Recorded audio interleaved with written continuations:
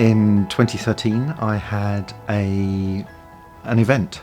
So I'd been working really hard because I really enjoy my job and I enjoy the adrenaline of doing a lot. So I was saying yes to too many things. I was working harder and harder. The adrenaline was kind of rising. And so I found myself waking up ever earlier. So I was waking up at 5 in the morning and getting work done and thinking, wow, I'm in charge. And then I was waking up at 4 and then at 3 and then at 2. And then I just wasn't sleeping and I didn't sleep for 5 days. And when you haven't slept a wink for 5 days, the madness arrives in the post very quickly afterwards. And it was deeply unpleasant. And luckily my wife convinced me to go to see my doctor, and I booked in to see my doctor in the first appointment. I think it was at 8 a.m. And you're supposed to get 7 minutes with your doctor, and I left 57 minutes later because he was brilliant and he probably saved my life.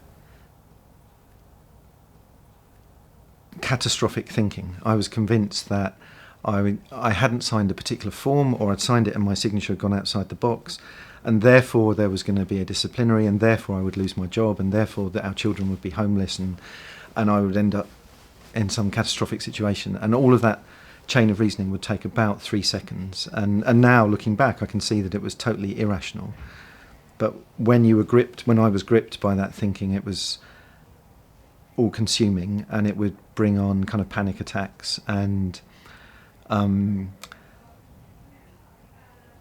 then there was a very brief period when it had been sufficiently painful for sufficiently long that a tiny part of your brain says maybe it would be easier if you weren't around. And that was the point at which I realised I needed to see a doctor. I knew that I was in a desperately bad situation, and I wasn't very good at telling anyone about it. I have really close friends. I have a wife who I love, massively with all my heart. But I wanted to protect her and them from the stuff that was going on. My kids were quite small at the time, didn't want them to know.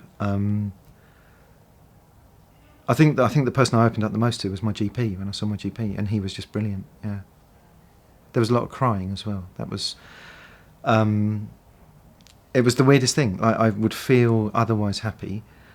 When I describe it, it's like if you've got a cold and you suddenly think, oh my God, I'm going to sneeze. I'd be walking down the street or giving a lecture, and I'd suddenly think, oh my God, I'm going to cry. And I would have about 10 seconds to get somewhere because this uncontrollable crying episodes would happen. I mean, basically, I was falling apart. I fell apart. I had a breakdown. That's the truth.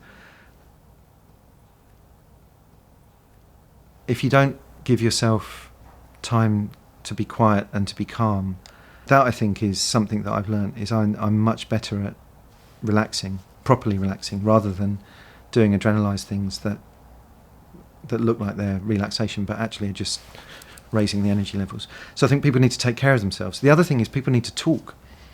So a problem shared can actually be a problem halved. And we live in a very stigmatised society. It's only really in very recently that public figures have felt able to talk openly about mental health. If I break a leg, I'll come into work in a plaster and everyone will say, oh, that's really bad luck. In 6 weeks you'll be fine, don't worry. But if something goes wrong in my head, there's just society is not so well versed in talking about it and recognising that actually you can get better. In fact, I'm probably stronger now than I was before I got ill. I definitely am, actually. Well, in the job that I do, I have a responsibility towards quite a large number of my academic colleagues, members of faculty, and also to a large number of students in my school.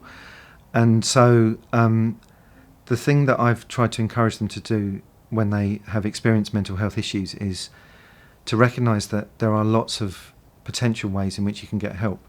For me, seeing my GP was transformational, but I was also fortunate to have friends who had been through similar experiences, and they helped me understand there are talking therapies. You can go to see counsellors or therapists. And for me, actually, a very transformational thing was a non-religious meditation practice that's very widely known now, called mindfulness. which is essentially just you do some breathing exercises regularly, 20 minutes of being calm and concentrating on your breath, and that has been brilliant for me. Yeah, there's lots that can be done, but you need to reach out and get some help. I work for a university, and so my relationship to the university is they are my employer, and they were brilliant. I mean, the fantastic thing is that I've taken on more responsibility, and I'm probably under more stress now than I was before I got sick. And it's great that the university had the faith in my recovery to trust me with that responsibility. And I haven't got sick again because I now know how to cope. So that's great. But then, we are a university. We have a very large number of students. Many of them come from different life histories, and they're, for some of them, they're still at a young age, and so they've still got experiences to gain. And I think whether you're in a teaching environment like a university, or whether you're just an employer, which many organisations are employers, recognising that mental health is something that affects. The statistic that many people talk about is 1 person in 4 will have a clinical mental health experience, negative experience, an illness in the course of their life. For certain age groups, young men, the biggest cause of death in the UK at the moment is suicide. It's not road traffic accidents or smoking. It's people that are in a sufficiently bad place that they choose to take their own life. Recognising that it's a big problem, and recognising that it will only get better if we talk about it and we make provision for people and we welcome people back after they're fixed, after they're better, it should be as routine as someone coming back after they've broken a leg. And it isn't yet, but I think all organisations can do something to improve that. And I think our university's been great at addressing these issues.